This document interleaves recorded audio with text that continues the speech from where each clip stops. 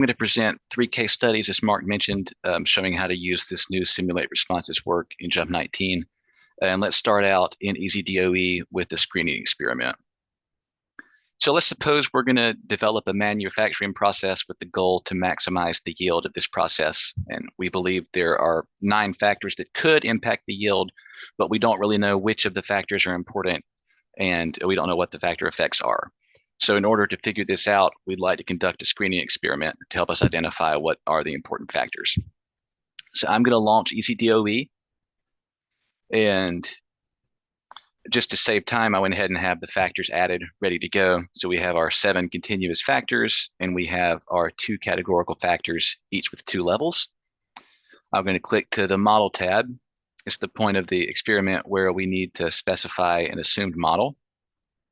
So since this is a screening experiment, I really don't believe all of the factors are actually going to be active.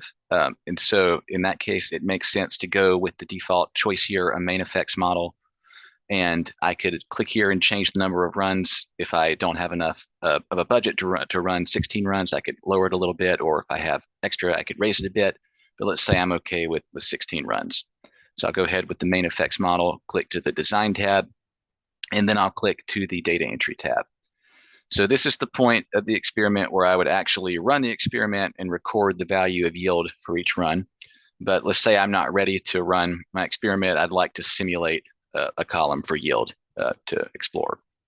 So I'm going to open up the simulation panel, and I'm going to drag this down just so that we can see all of the effects in the model and have room to open up the advanced options here.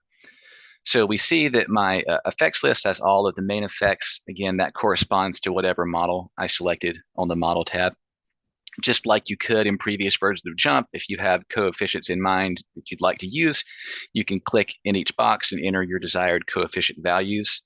If you would like to initialize all of the coefficients to a single value, you can do that with the new Initialize Coefficients button, or you can click the Random Coefficients button to let JMP generate some random coefficients for you using the formulas that Mark showed. I'm going to open up the advanced options, and we see that I can choose to set a random seed.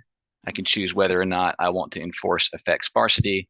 You'll note that the enforce effect hierarchy and enforce model heredity options are grayed out here, and that's just because we don't have any second order effects in our model, so these options don't apply.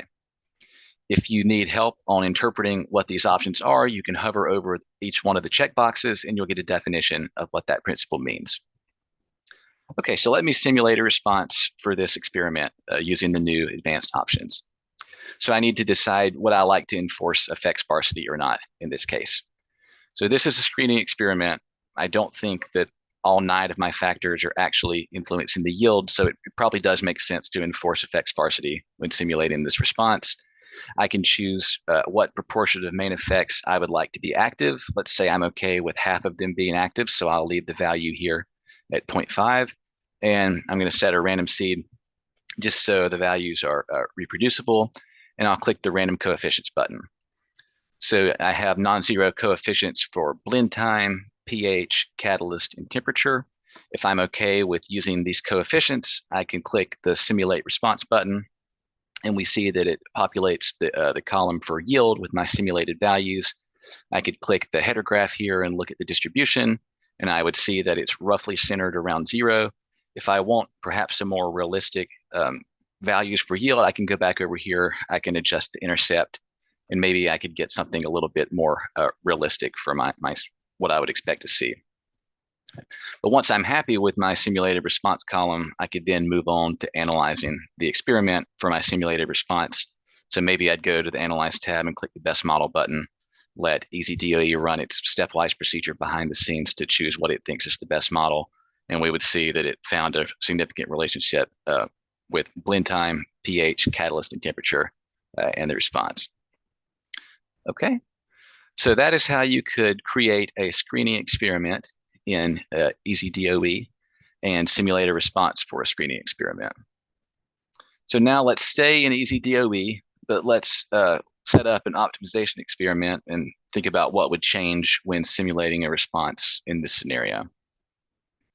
So let's suppose that we've created a screening design as we did in case 1 to identify the important factors affecting our response yield. And now we'd like to do another experiment with the goal of identifying the important factor settings of these factors that will maximize the response. And let's also suppose that we believe the effect of at least one factor could be nonlinear. So I'm going to launch EasyDOE again. I have my three factors, blend time, pH, and temperature, that I am confident are impacting the response. I need to specify my assumed model. Since I believe that the effect of at least one of the factors could be nonlinear, I need to choose this fourth modeling option here, the one that includes quadratic terms.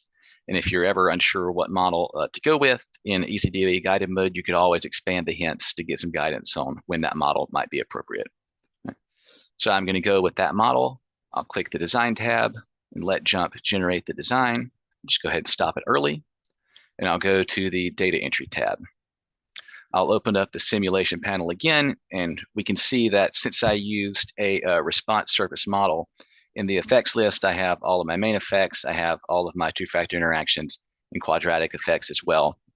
And since I have these second-order terms in my model, when I open up the advanced options, we see that the enforce effect hierarchy and enforce model heredity options are both able to be selected or deselected now. They're no longer grayed out like they were when I only had main effects. So now, if I want to simulate a response for this experiment, let me think about how I want to use the advanced options. I probably don't want to enforce effect sparsity in this case. I only have three factors, and I think that they're all contributing to the yield of this process. If I did choose to enforce effect sparsity, I might want to do something like set the proportion of main effects to 1, and then you could have a little bit more control over how many active two-factor interactions and quadratics you had. But I'm just going to leave it unchecked for the sake of this demo. I'd need to think about whether I want to enforce effect hierarchy or not. So let's suppose that I do think that I do have some active two-factor interactions, but I believe that the size of the main effects should be larger relative to the second-order effects. So in that case, I do think it would make sense to enforce effect hierarchy. And you could choose to edit these multipliers, if you will, controlling the size of the effects relative to the main effects. But let's say I'm okay leaving them at 0.5. So I'm going to set a random seed again, and I will click random coefficients. And we see that blend time, pH, and temperature all are going to have non-zero coefficients, and I have some active second order effects as well. But I wanted to point out here that you don't necessarily have to go with whatever the random coefficients buttons gives you. Even though I click the random coefficients button, I can still edit these values. So let's say I have some prior knowledge. I believe that temperature should have a pretty strong effect on the response. And I look at this coefficient, I see it's only 0.7. It's smaller than my error value of sigma. I'd like to make this larger to make it more realistic to what I think the scenario is going to be. I can always change it. So maybe I change it to 2, and that looks more in line with what I would expect. I can change the intercept again if I want to, and I can simulate a response. And if I'm happy with this response, I could once again go to the Analyze tab and analyze the results of this experiment for my simulated response column. So that's how you can set up an optimization experiment in EasyDOE and simulate a response for that experiment.